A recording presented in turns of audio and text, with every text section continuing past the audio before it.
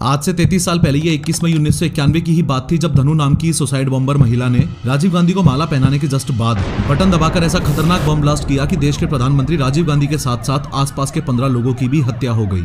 असल में हुआ ये था कि राजीव गांधी की हत्या से 6 घंटे पहले यानी 4 बजे श्रीलंका में लोकेटेड जो इंडियन एम्बेसी थी उसमें एक अननोन कॉल आया और कॉल करने वाले ने पूछा कि क्या राजीव गांधी अभी भी जिंदा हैं। हालांकि राजीव गांधी जिंदा भी थे और आने वाले इलेक्शन के लिए देश भर में रैलियां भी कर रहे थे। इस अननोन कॉल के 2 घंटे बाद यानी शाम को 6 बजे राजीव गांधी विशाखापट्टनम की एक इलेक्शन रैली से फ्री होकर एयरपोर्ट की तरफ जा रहे थे ताकि चेन्नई के पास श्री पेरम्बदूर में होने वाली एक और रैली को अटेंड कर सकें। अब जैसे ही राजीव गांधी विशाखापट्टनम एयरपोर्ट पर पहुंचे तो पायलट ने उन्हें बताया कि वो अभी फ्लाई नहीं कर सकते क्योंकि एयरप्लेन के कम्युनिकेशन डिवाइस में कुछ खराबी है। जितनी देर कम्युनिकेशन डिवाइस सही किया जा रहा था उतनी देर राजीव गांधी वहीं एयरप्लेन के पास बैठे रहे, लेकिन जैसे जैसे टाइम बहुत ज्यादा लगने लगा वैसे ही राजीव गांधी वहां से चल पड़े। आज अटैक वाले दिन यानी 21 मई 1991 को राजीव गांधी ने ये डिसाइड किया कि वो विशाखापट्टनम में ही सरकारी गेस्ट हाउस में रुकेंगे। अपनी टीम के साथ राजीव गांधी का काफिला कुछ ही दूरी तय कर पाया था कि तभी एक पुलिस ऑफिसर बाइक से राजीव गांधी की कार का पीछा करने लगता है। थोड़ी ही देर में उसने राजीव गांधी की कार को रुकवाकर उनको बताया कि एयरप्लेन ठीक हो गया है, अगर आप चेन्नई जाना चाहते हैं तो एयरप्लेन आपका वेट कर रहा है। ये सुनते ही राजीव गांधी ने तुरंत यू टर्न लेकर अपनी कार को इतनी तेजी से दौड़ाया कि उनकी टीम पीछे ही रह गई और बताया जाता है कि वो हवाई जहाज में बैठकर चेन्नई के लिए रवाना भी हो गए। यहाँ ये सुनकर आपको थोड़ा अजीब लगेगा कि अरे ये कैसा प्रधानमंत्री है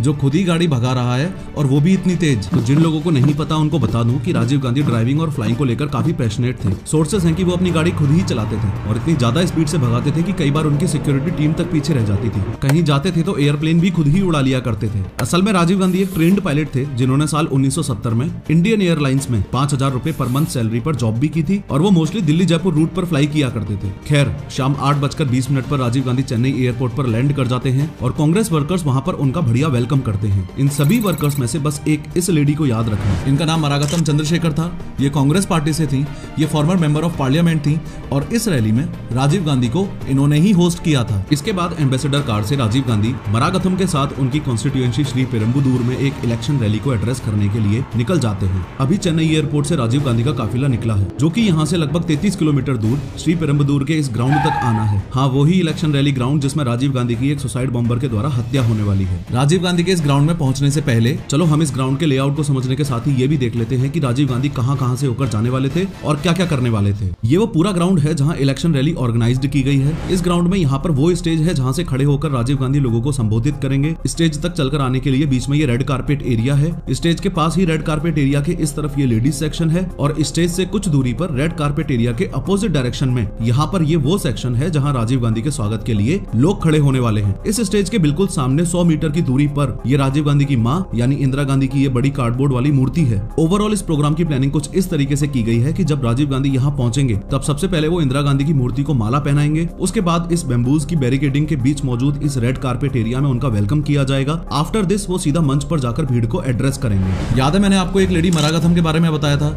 जो राजीव गांधी को इस रैली में होस्ट कर रही हैं और उनके साथ उन्हीं की गाड़ी में इस रैली ग्राउंड की तरफ आ रही हैं। उन्हीं का एक असिस्टेंट था जिसका नाम था एजे डॉस और इस इलेक्शन रैली के पूरे अरेंजमेंट और प्लानिंग की जिम्मेदारी एजे डॉस की ही थी। अब डॉस की प्लानिंग के अकॉर्डिंग यहाँ रेड कारपेट एरिया के पास टोटल 21 लोग राजीव का वेलकम करेंगे, जिसमें से ये 3 लोग माला पहनाएंगे और ये 18 कांग्रेस कार्यकर्ता और पत्रकार राजीव से मिलेंगे। ये सब कुछ डिसाइडेड था, लेकिन लास्ट मोमेंट पर मरागतम की बेटी की रिक्वेस्ट पर इस औरत और इसकी बेटी को भी इस एरिया में रहकर एक्स पीएम राजीव गांधी से मिलने की परमिशन दे दी जाती है। यहाँ आपको बता दूं कि इस बच्चे का नाम कोकिला है जो कि आज राजीव गांधी को एक कविता सुनाएगी। इस बात पर भी ध्यान दो कि उस दिन चेन्नई में राजीव गांधी के लिए सिक्योरिटी अरेंजमेंट्स काफी अच्छे थे क्योंकि ऐसा माना जा रहा था कि एक्स पीएम उस ड्यूरेशन में कई टेररिस्ट ग्रुप्स के टारगेट पर ऑलरेडी थे। अब एक बार यहाँ के सिक्योरिटी अरेंजमेंट्स भी देख लेते हैं। इस पूरे एरिया की सिक्योरिटी के लिए आईपीएस ऑफिसर आर के राघवन के नेतृत्व में यहाँ पर 300 पुलिस वाले तैनात हैं। रेड कारपेट एरिया में राजीव गांधी से मिलने वाले इन 23 लोगों पर नजर रखने और इनकी मेटल डिटेक्टर से थोरोली चेकिंग करने की रिस्पॉन्सिबिलिटी इन सब इंस्पेक्टर्स और कांस्टेबल्स की है। इस सब इंस्पेक्टर को तलाशी के बाद डिसाइड करना था कि ये लोग राजीव गांधी के वेलकम के लिए इस रेड कारपेट एरिया में खड़े हो सकते हैं या नहीं।